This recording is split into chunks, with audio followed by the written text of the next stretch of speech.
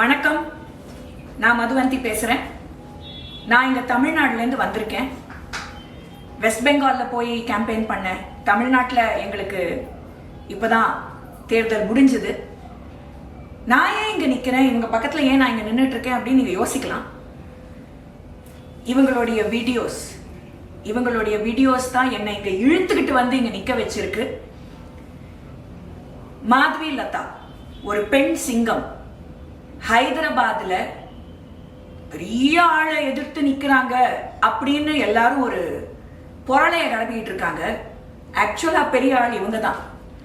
எதிர்த்து நிக்கிறவங்க பெரிய ஆள் இல்லை, ஏன்னா அவங்க ரொம்ப சிறிய ஆளா மாறிக்கிட்டு வராருங்கிறத நம்ம கண் கூட பார்த்துக்கிட்டு இருக்கோம். இந்த 7 வாரத்துல இவங்க படைச்சிருக்கிற சாதனைய நான் மட்டும் இல்லை, இந்த நாட்டில் இருக்கிற ஒரு பெண்மணியும் பார்த்து பெருமைப்படுறாங்க, கௌரவப்படுறாங்க, சந்தோஷப்படுறாங்க. ஏன்னா இவங்களுடைய தைரியம் எங்களுடைய தைரியம். இவங்களுக்கு ஒரு கோபம் வந்தா எங்களுக்கும் கோபம் வருது, இவங்க ஒரு பதில் கொடுத்தா நாங்களும் பதில் கொடுக்கிற மாதிரி எங்களுக்கு ஒரு ஃபீலிங் வருது. அந்த ஒரு உணர்வை கொடுத்த மாதவி லதா அக்காக்கு இன்னைக்கு நான் இங்க வந்திருக்கேன்னா, நாளைக்கு அவங்களுடைய நாமினேஷன். இது பெரிய விழாவா கொண்டாடுறோம். ஒரு பெரிய ரேலி, ஒரு பெரிய யாத்திரை அதை நடத்தி இங்க இருக்கிறவங்களுக்கெல்லாம் ஆட்டம் கண்டு போய் கிடக்குங்கிறது நான் பார்த்துக்கிட்டு தான் இருக்கேன்.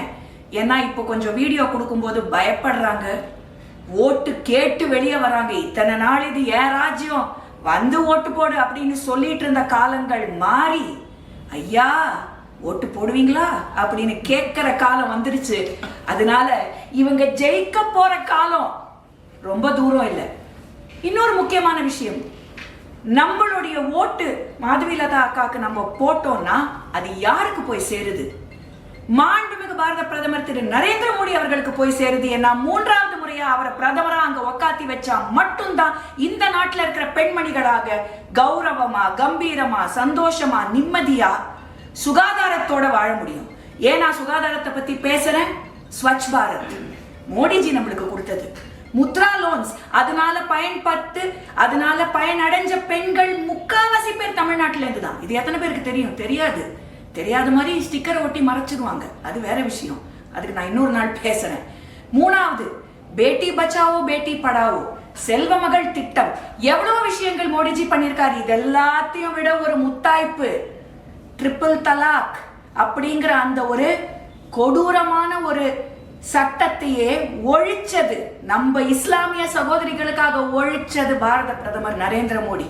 60 வருஷமா பேசிக்கிட்டு இருந்தாங்க, ட்ரிபிள் தலாக்க ஒழிச்சிருவோம், ஒழிக்கிறோம், ஆர்டிகல் 370 எடுத்துடுறோம். இந்த தோன்னு நாய்க்கு பிஸ்கெட் போடுற மாதிரி பேசினா வேலைக்கு ஆகாதுங்க, செஞ்சு காட்டணும். சொல்லினா மட்டும் பத்தாது. அது 60 வருஷமா காங்கிரஸ் சொல்லிக்கிட்டு இருந்தாங்க. மோடிஜி செஞ்சு காமிச்சிட்டாரு.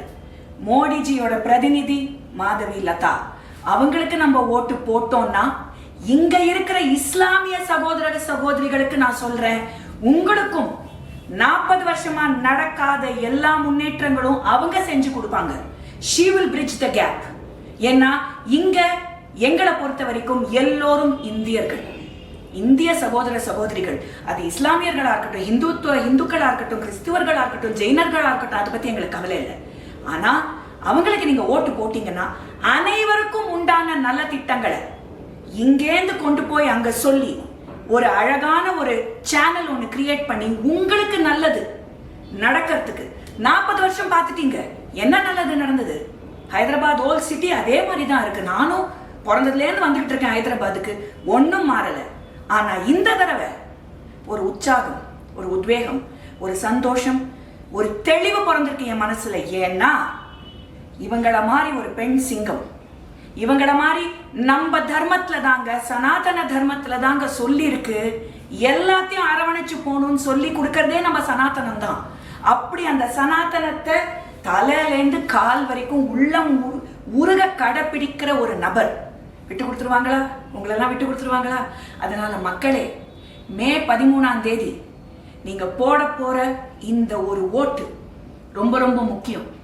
சிந்திச்சு செயல்படுங்க, தாமரைக்கு ஓட்டு போடுங்க, எல்லாருக்கும் நல்லது பண்ணணும். தாமரை எப்போதுமே சகதியிலேருந்து தான் மலரும்வாங்க.